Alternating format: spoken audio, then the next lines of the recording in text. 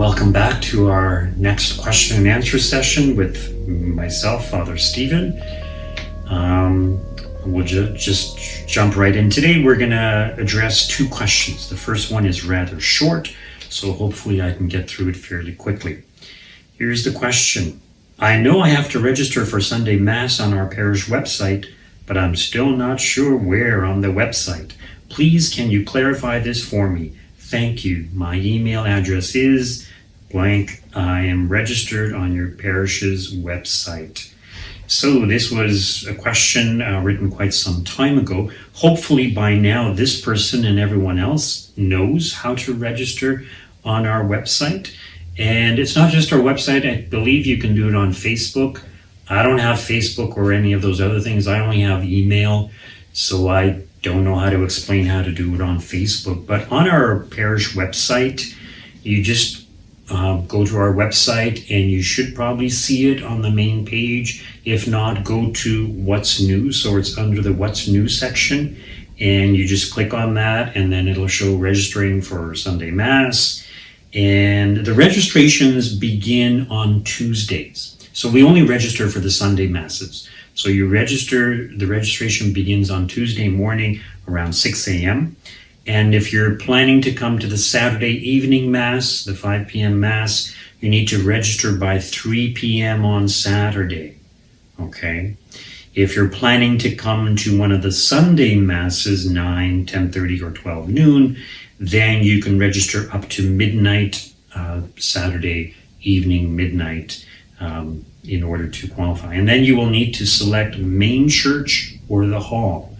So you just click on main church or hall. And this is where the difficulty comes in. Once you select the main church or the hall, then at the very bottom of the page, you have to click on submit and sign up.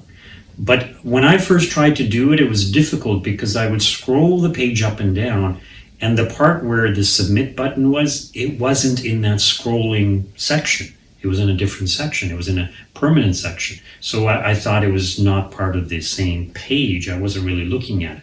But that's the key. Once you hit the submit and sign up button, then there's a form you fill out with your name, your email address, your phone number, also the number of people coming with you, and any other comments that you may have.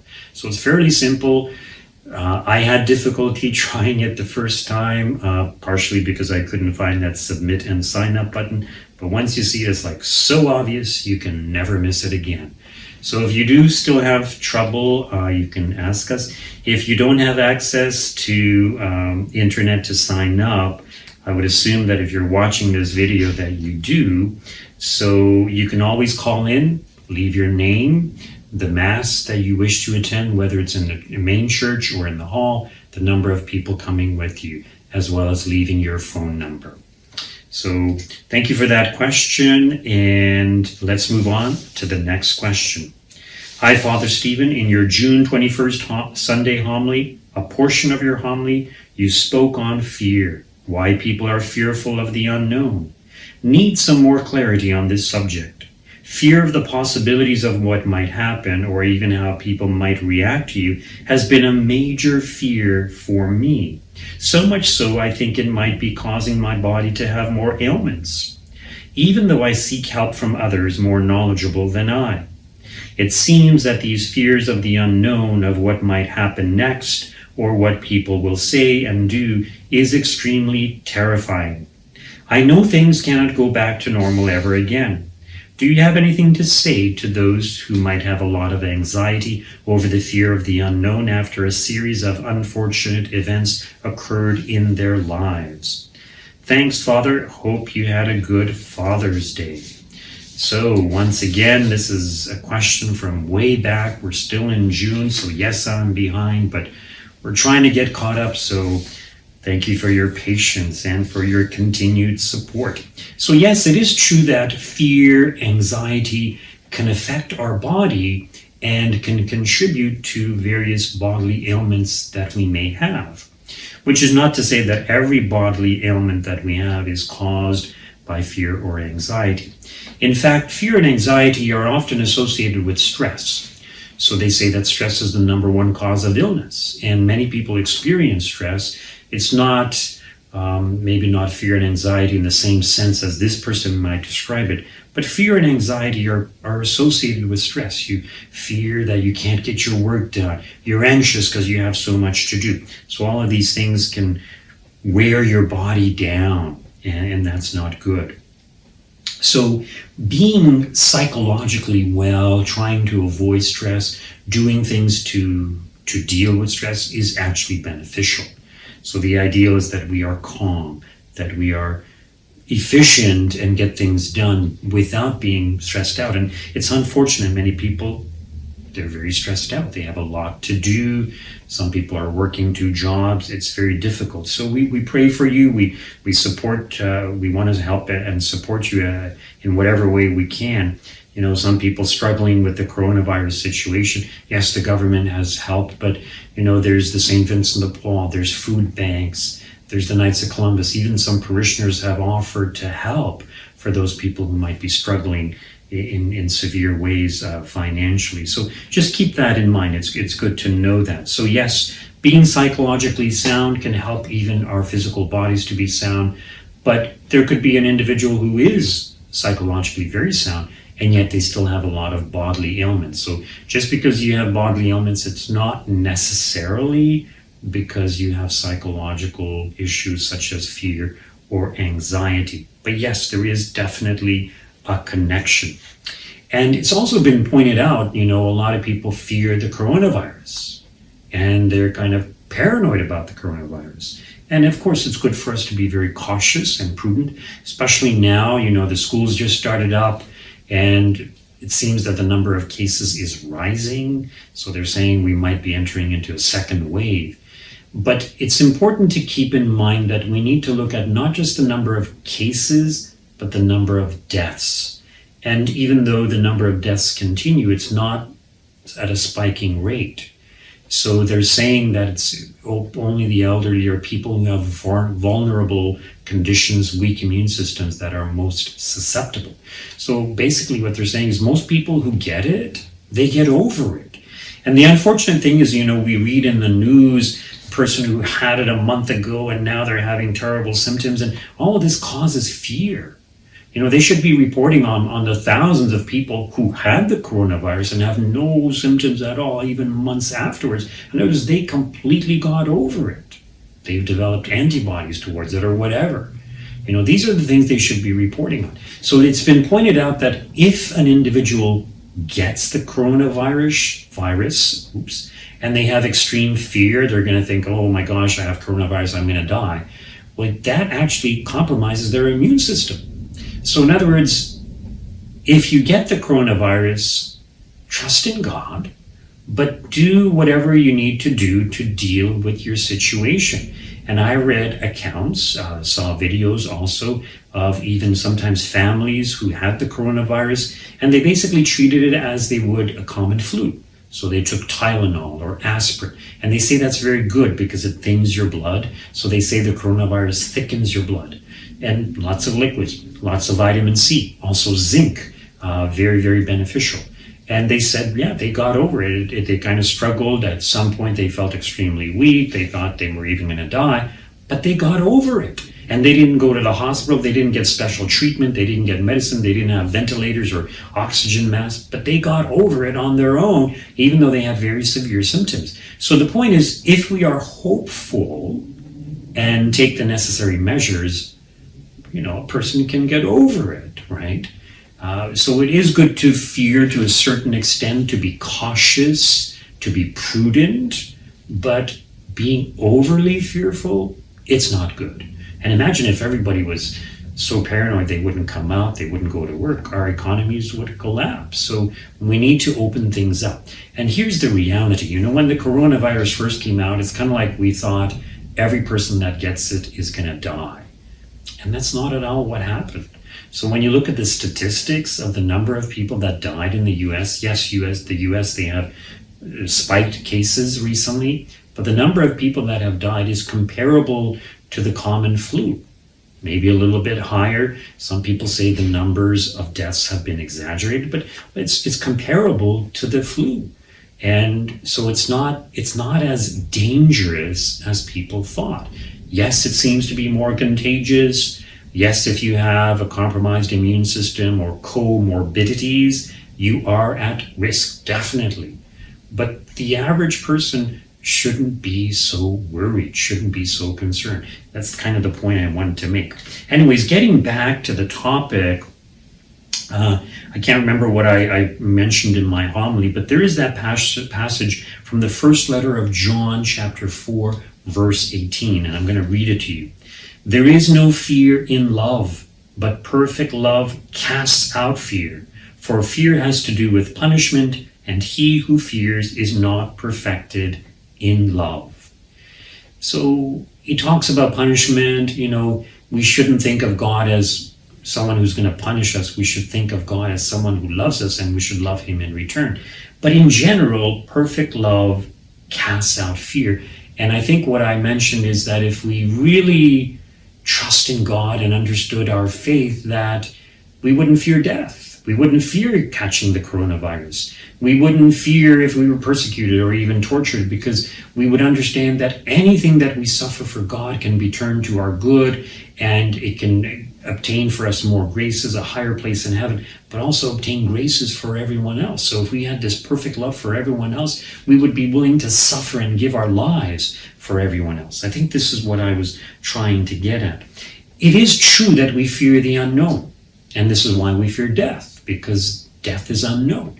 We fear suffering. We don't like suffering. It's debilitating. We're not in control when we are suffering. We don't know what's going to be the end result of our sufferings also. As little children, we fear the dark because we don't know what's in the dark.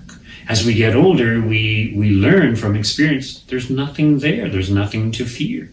And so we're okay with turning the lights off at night. Some adults still fear and being in the dark, and that's okay. We're all a little bit like children, and that's okay. All right. We also do like to be in control. So part of the reason we fear and become anxious or stressful about a certain situation is because we think it all depends upon me. What if a monster comes out of the closet and attacks me? What am I going to do? How am I going to react? How am I going to deal with this situation? But instead of looking to ourselves and trusting in ourselves, we need to turn to God.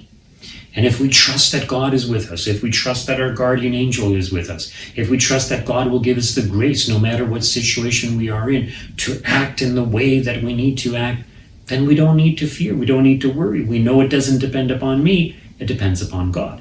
Yes, I may still need to plan and consider what I'm going to say or what I'm going to do or how I'm going to deal with the situation, but without fear, because I know that God, who is wisdom, who will enlighten me, he is there. I can lean on God. I can depend upon him. It's kind of like having a bodyguard with you at all times. Yes, it's true, he may not protect you from all harm and all evil, but he will give you the grace that you need to deal with any and every difficulty. Perhaps a better analogy might be a loving mother, like the love of a mother that's always there to comfort you, and the wisdom of the wisdom of God to enlighten you.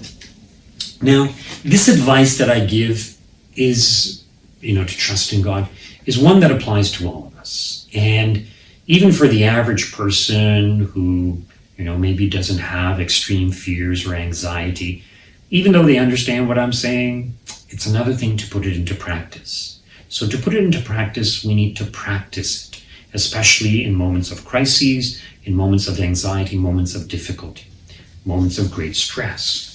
So it's one thing to understand, it's another thing to put it into practice, but it's also true that not everyone is as capable of putting into practice as others. In other words, some people have very extreme, exaggerated fears, very extreme anxiety, and this is due for a number of reasons. So for example, even soldiers who go off to war, often they come back and they suffer post-traumatic stress disorder.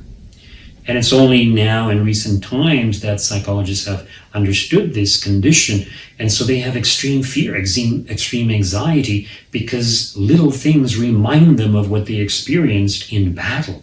And their lives were in jeopardy and at stake, and so it's tremendous fear.